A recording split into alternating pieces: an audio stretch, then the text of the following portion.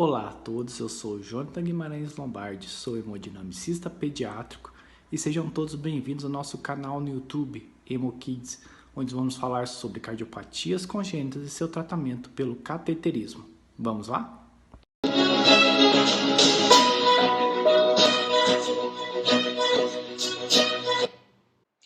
O tema de hoje é comunicação interatrial, ou CIA.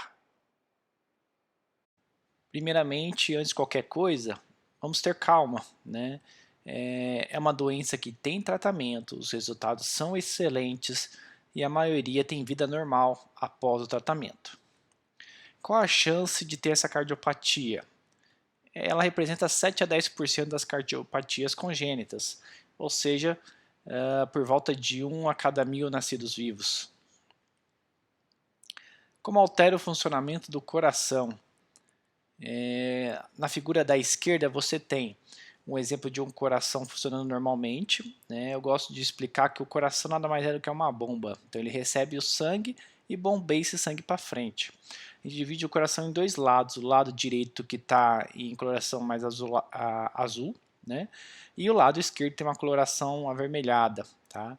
Esses dois lados normalmente não se comunicam. Então, o lado esquerdo recebe esse sangue com pouco oxigênio, que já foi gasto esse oxigênio pelo corpo, vai passar pelas câmaras direitas e vai ser bombeado pelo tronco pulmonar e artéria pulmonar para receber o oxigênio nos pulmões. O lado esquerdo do coração vai receber esse sangue cheio de oxigênio e vai bombear esse sangue para o corpo todo para levar sangue oxigenado para todos os tecidos do corpo. Tá? Agora, quando o paciente tem uma comunicação interatrial, o que acontece? O lado direito funciona normalmente a princípio, né? Então o sangue com pouco oxigênio vem do corpo, passa pelo lado direito do coração e vai para o pulmão, para os pulmões receber oxigênio.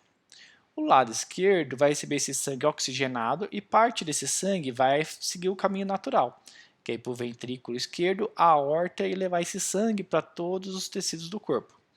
Agora, parte do sangue que volta das veias pulmonares cheio de oxigênio, quando o paciente tem essa comunicação interatrial, ele passa de uma câmara para outra, do lado esquerdo para o lado direito, através dessas cavidades que estão acima do coração, chamado átrios, por isso que se chama comunicação interatrial. Com isso, o tronco pulmonar e os pulmões recebem mais sangue do que deveria estar recebendo, e o coração trabalha mais do que deveria estar trabalhando. Com o passar do tempo, isso vai levando à dilatação das câmaras direitas. O paciente vai ter um fluxo pulmonar aumentado, então vai ter mais sangue para o pulmão tende a ficar um pouco mais encharcado, que a gente fala. Isso pode aumentar a chance de pneumonias, pode aumentar o cansaço e dificuldade de ganho de peso nos pacientes. Como tratar? Temos a cirurgia cardíaca e temos o cateterismo cardíaco. A cirurgia cardíaca foi a primeira a surgir, resolve muito bem. Agora, o cateterismo cardíaco, quais são as vantagens, né? Hoje ela já é a primeira opção, já é o padrão ouro. O paciente não sente dor, não tem cicatriz, é menos invasivo e tem uma internação curta, geralmente 24 horas. Agora, dá para fechar toda a CA por cateterismo? A resposta é infelizmente não. Né? Olha, nessa figura você vê aquela parede que separa um átrio direito do átrio esquerdo. Né? Então você está olhando pelo lado direito do coração e vendo essa parede que teoricamente não tem buraco. Né? Então quando você tem a comunicação, você tem esses buracos que podem estar em diferentes locais dessa parede do átrio. Né? Então, dependendo se ela é mais em cima, a gente chama de CA venoso superior, se ela é mais próximo da válvula atrioventricular, a gente chama de CA primum, se ela é mais próximo da veia cava inferior, CA venoso inferior, do seio coronário, tem alguns outros termos, né? Mas assim, qual que dá para fechar pelo cateterismo é quando ela é central, ela está no centro desse septo interatrial, dessa parede que separa os dois átrios, tá bom?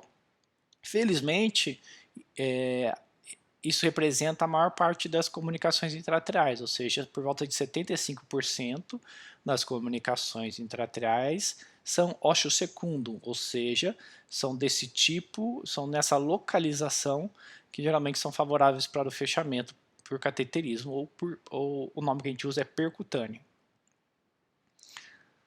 Então, antes de poder falar se dá para fechar ou não, a gente sempre tem um checklist, né? Que nem for decolar um avião, você tem que tomar cuidado, ver se está tudo em ordem, né? Se tem todas as suas, as suas seguranças, todos os seus preparos para evitar complicações, né?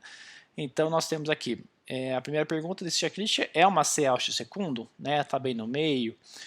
Outra pergunta, tem alguma outra malformação do coração? Às vezes pulmonares, que trazem o sangue oxigenado dos pulmões para o coração, às vezes elas drenam em local errado, né? Esse paciente tem uma pressão muito alta nas artérias do pulmão, que poderia ser um problema fechar esse buraquinho, que seria uma válvula de escape. Esse buraco, essa comunicação intraarterial tem bordas adequadas para poder ancorar essa prótese que a gente vai usar no cateterismo, né? Então a gente tem que avaliar todas essas informações para poder fazer o procedimento com segurança. E como que é uma sala do cateterismo, né? Eu gosto de brincar falando que o cateterismo é uma grande sala de raio-x ao vivo, né? Em que o paciente fique deitado. Você tem um tubo de raio-x que fica mandando imagens para o nosso monitor, né, imagens ao vivo do raio-x. Só para vocês terem uma noção, né, então aqui ficam os médicos, o paciente deitado na maca, na mesa de hemodinâmica, a gente vai enxergando por dentro do corpo e dos vasos do coração do paciente através dessa máquina de raio-x. Lembrando que é sempre importante ter um atendimento humanizado, então os pais entram na sala do cateterismo junto com a criança, apenas após o início da anestesia que os pais se retiram, e isso tende a diminuir o estresse do paciente, tem que diminuir o estresse da família, né? É feita uma anestesia geral, então o paciente ele dorme no procedimento, isso é bom para ele não sentir dor, não se lembrar de nada, e a gente poder ter todo o controle sobre a parte hemodinâmica, anestésica do paciente durante o procedimento. A duração média do procedimento é por volta de 2, 3 horas. A gente conta com uma equipe multidisciplinar, temos anestesista, temos hemodinamicistas, temos a enfermeira, técnica de enfermagem, temos o ecocardiografista. Né? Por que um ecocardiografista? É um médico especializado em avaliar o coração do paciente através do ecocardiograma. Né? E a gente precisa dele na sala de hemodinâmica para esse procedimento, porque é feita uma avaliação desse buraco com um eco que a gente chama de eco transesofágico. Como se fosse uma endoscopia, como se fosse uma sonda de endoscopia que você passa pela boca do paciente, vai para o esôfago, só que na ponta tem uma probe de ecocardiograma. Então na ponta a gente consegue enxergar o coração em 3 dimensões, mais próximo do buraco, para a gente poder entender qual o tamanho verdadeiro do buraco, como são as bordas, se tem mais de um buraco ou não, né? Lembrando que isso faz parte daquele checklist que eu falei anteriormente.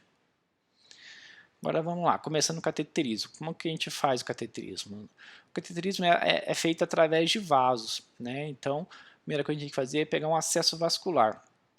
Então, a gente trabalha pela região da virilha, a gente vai funcionar, nesse caso vai ser só uma veia, a veia femoral, e através de introdutores a gente vai subir com catéteres, que são tubinhos bem fininhos, que vão subir sob o suporte de alguns guias por dentro dos vasos até chegar no coração.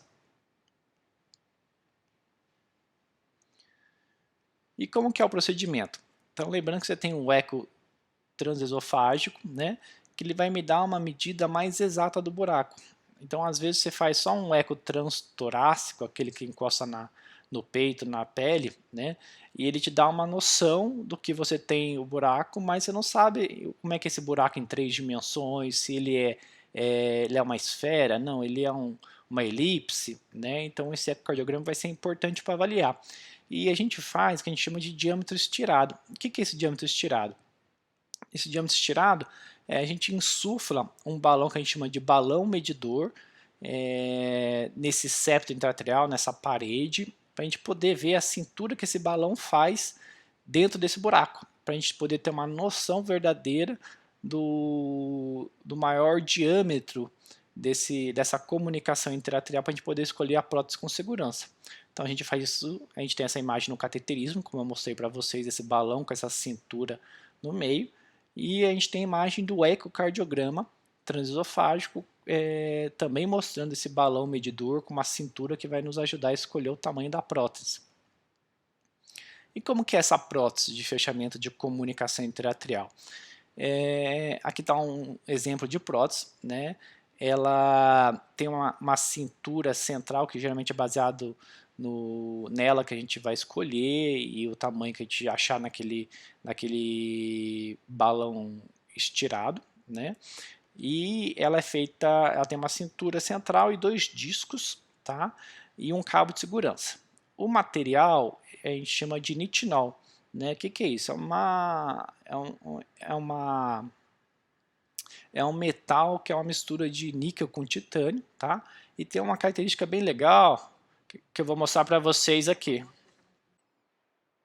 Note que essa prótese ela é maleável, então quando você estica ela diminui de perfil e quando você solta a tensão ela volta ao tamanho e o formato original, né? Então agora eu estou conectando ela num cabo de liberação, que nesse sistema é tipo rosca, parafuso, e aí eu vou botar a prótese para dentro da bainha. Note como ela estica e diminui de tamanho, né? Aí agora a seguir eu mostro a prótese saindo da bainha, voltando ao seu formato e tamanho original. E como que é o procedimento? Olhe nesse vídeo a prótese sendo liberado o disco do lado esquerdo do coração. Ela é tracionada até o buraco, até a comunicação interatrial. Em seguida a gente vai liberar o centro, o disco central, né, a cintura central, e finalmente o disco da direita, né? Uma vez checada a posição, a gente libera o dispositivo com esse cabo de segurança. Novamente aqui uma imagem parada das etapas do procedimento, e embaixo eu estou te mostrando agora como isso é visto pelo ecocardiograma transesofágico. Então no primeiro vídeo abaixo é o disco da esquerda liberado, o segundo a gente está liberando o disco da direita, e finalmente a terceira imagem já é a prótese liberada no buraco, né, fechando o defeito. Como é o pós-procedimento imediato? O paciente sai da sala acordado, então ele se alimenta após algumas horas do fim da anestesia, isso é variável, quanto tempo. O paciente sai com umas talas nos membros inferiores para proteger o membro e prevenir sangramento da perna. Então as pernas vão ficar imobilizadas por algumas horas, né? Vai depender do tempo do material que a gente está usando, o calibre desse material que a gente usou nos vasos. Então aqui são alguns exemplos de talas de acrílico com compressas para ficar confortável para o paciente. E aqui é um exemplo de como fica a tala prendendo as pernas do paciente, com um curativo oclusivo no local do cateterismo, tá bom? O paciente é transferido para a UTI pediátrica para a melhor recuperação anestésica, geralmente uma UTI humanizada, com direito a acompanhante. É uma internação hospitalar aproximadamente 24 horas, o paciente recebe alta após a realização do ecocardiograma no dia seguinte ao cateterismo, para vigiar a posição da prótese e ver se tem alguma complicação.